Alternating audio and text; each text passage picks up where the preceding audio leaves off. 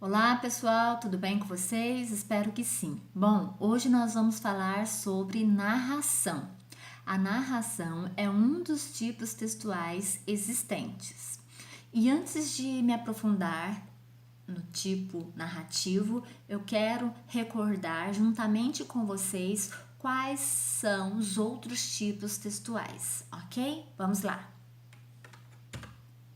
Tipologias textuais, ou seja, tipos textuais. Nós temos a descrição.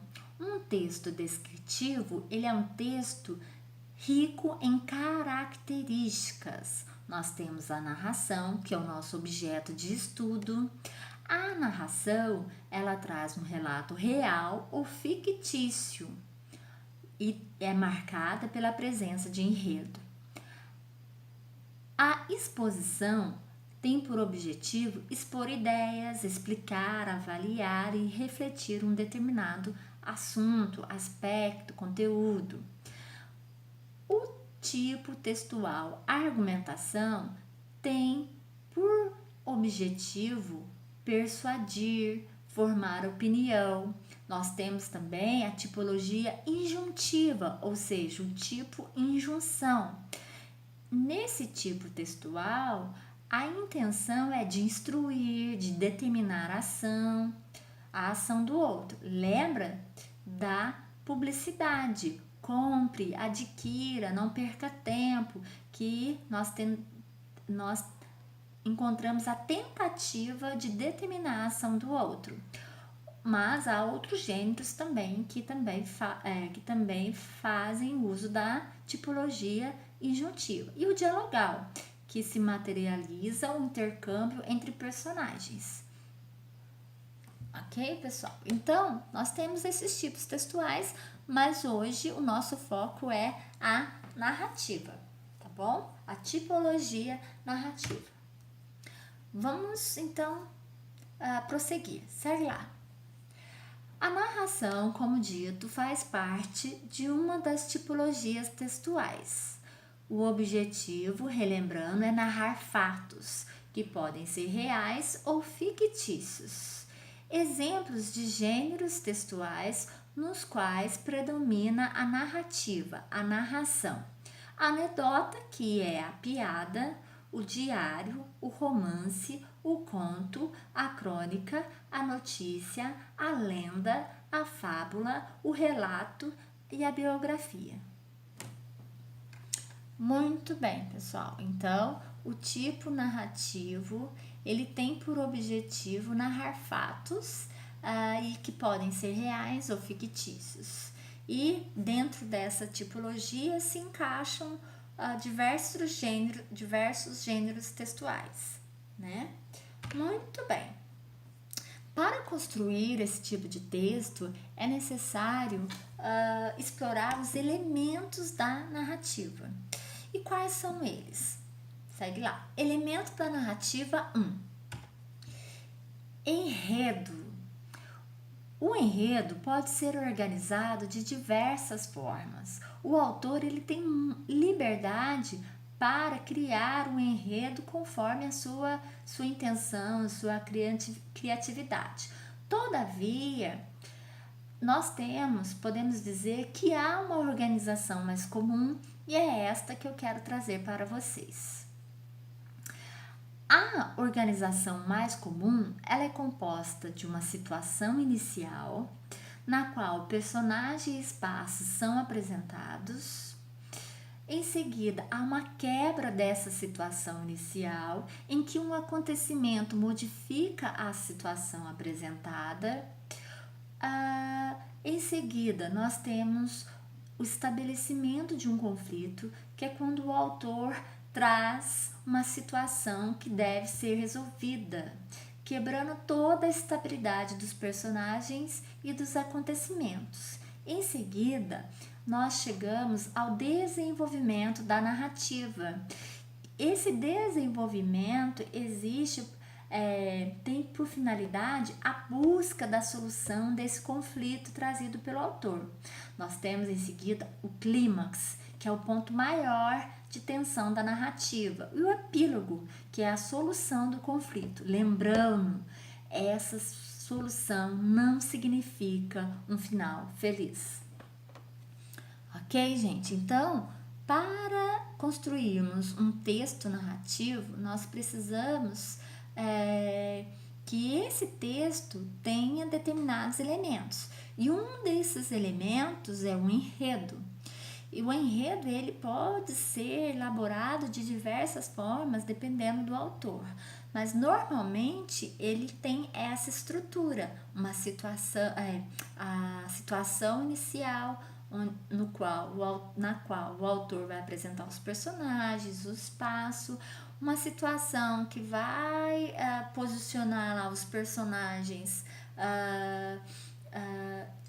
que vai modificar, né, esse cenário deles de apresentação. Aí em seguida vem um conflito que vai trazer uma quebra de estabilidade. Depois ele vai desenvolver um espaço, um texto para que esse conflito tenta ser solucionado. Tem o clímax, que é a parte de maior tensão, de expectativa do leitor, e por fim o epílogo, que é quando esse conflito vai ser solucionado. Lembrando que nem sempre essa solução ela é positiva, podendo ser negativa, ok? E é legal dizer, pessoal, que o enredo, que essa sequência, né, situação inicial, conflito, tentativa de resolver o conflito, clímax, epílogo, dependendo do gênero textual, ele pode se repetir várias vezes, ok? Geralmente no conto, por exemplo, que é um gênero narrativo, é exatamente assim, apresenta-se os personagens, o conflito, tem o clímax e tem a solução. Mas na novela, por exemplo, esse ciclo, ele se repete várias vezes, várias e várias vezes, dependendo do tamanho da obra, tá? É importante destacar isso. Vamos seguir. Ingrid, enredo definido, belezinha, de forma prática e eficaz. Outro elemento fundamental para um texto narrativo é o personagem. Vamos falar sobre ele. Elemento da narrativa 2. Personagens. Numa narrativa, pode haver personagens protagonistas que ocupam o primeiro lugar no acontecimento e personagens secundárias. Ao criar personagens, devem-se desenvolver características físicas e psicológicas para elas. É preciso mostrar ao leitor como se parecem, ou se vestem, andam, falam, pensam, sentem. Alguns gêneros narrativos permitem descrições mais detalhadas. Quando isso não é possível, descrever o espaço, uma característica da personagem já dá uma boa ideia.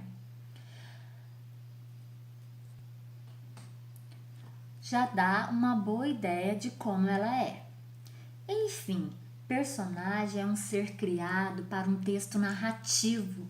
Pode simular as características de uma pessoa, pode ser um animal, sentimento ou objeto personificado. Então, o que é importante saber sobre personagens? Que é necessário explanar para o leitor as características dos personagens, para que o leitor se adentre melhor nessa história na leitura. Porém, nem sempre os autores eles dão detalhes sobre o personagem. Quando isso não é possível, falar um pouco do espaço ou de algumas características já dá uma boa ideia de como o personagem é. O personagem na narrativa pode ser um ser humano, pode ser representado por um ser humano, por um animal, é muito comum em fábula, lembra? Em lendas, até mesmo por um objeto ou um sentimento. O nível desse detalhamento vai depender do gênero textual. Num conto, às vezes as características físicas e psicológicas não vão ser tão bem detalhadas, porque o gênero, por si só, é um gênero narrativo curto, ok? Agora, num romance, por exemplo, nós podemos encontrar personagens muito bem detalhados, né? Que dá pra gente criar, imaginar de fato toda uma figura ali naquela história, ok? Muito bem, vamos seguir. Outro elemento da narrativa, segue lá. Elemento da narrativa, espaço. A construção de espaço contribui para elaborar as personagens. Se o autor descreve uma personagem que mora na cidade em um apartamento grande, todo organizado, o leitor imagina certas características para essa personagem, diferentes das que suporia para alguém que sempre viveu no deserto, por exemplo. Às vezes não é necessário descrever em detalhes o ambiente. Em muitas crônicas, aparece apenas em um bar, num jardim, entrou na casa e essa informação basta para conhecer o espaço e parte do contexto. Enfim, espaço é o lugar em que a narrativa ocorre. A construção do espaço ela é muito pertinente para a gente entender o personagem. Por exemplo, se o personagem ele vem de uma favela, dá pra gente criar ou então levantar várias conclusões sobre esse personagem, ok? Né? Que é uma pessoa de baixa renda, que é uma pessoa que está inserida muitas vezes num ambiente conflituoso. Agora, se o personagem é colocado numa mansão de luxo, aí a gente já pode imaginar escolaridade alta, uma vida financeiramente confortável, etc. Dependendo do gênero textual, nem sempre é necessário fazer uma descrição detalhada desse espaço. Basta dizer, sei lá, um sofá, uma cama, um quarto, uma sala, um apartamento, um prédio, um bairro, um comércio, que já é o suficiente para dar início a uma narrativa. Nas crônicas, que é um gênero textual em que o autor ele faz uso do que é rotineiro para construir uma narrativa atrativa, é muito comum que o autor não se atenha ao espaço, dando muitos detalhes. Ele só cita algum aspecto do espaço que é importante para a construção do personagem, mas ele acaba se aprofundando em outros aspectos da narrativa, ok? Segue lá. Próximo elemento. O tempo. O tempo é um elemento de construção da narração e pode estar presente no seu texto como cronológico ou psicológico. Ok, pessoal? O tempo é um elemento da narração e ele pode ser cronológico ou psicológico. Cronológico. O tempo cronológico é o tempo real, é o tempo da natureza, dividido em dias, semanas, estações do ano, etc. Esse tempo é denominado como tempo externo, justamente por estar externo do personagem. A marcação de tempo cronológico não precisa necessariamente aparecer como horas ou dias. Ela pode ser marcada por períodos do dia, manhã, tarde ou do ano, Natal, Carnaval, que indicam um tempo específico. Ok? Nós temos também o tempo psicológico. O tempo psicológico é o tempo individual. Ao contrário do cronológico, não é igual para todos. Cada pessoa, isto é, personagem ou então para o narrador, sente a passagem do tempo de uma forma diferente. Isso significa que existe uma influência de emoções, situações, sentimentos que determina essa passagem de tempo. É um tempo interno, né? Que pode partir do personagem ou do narrador.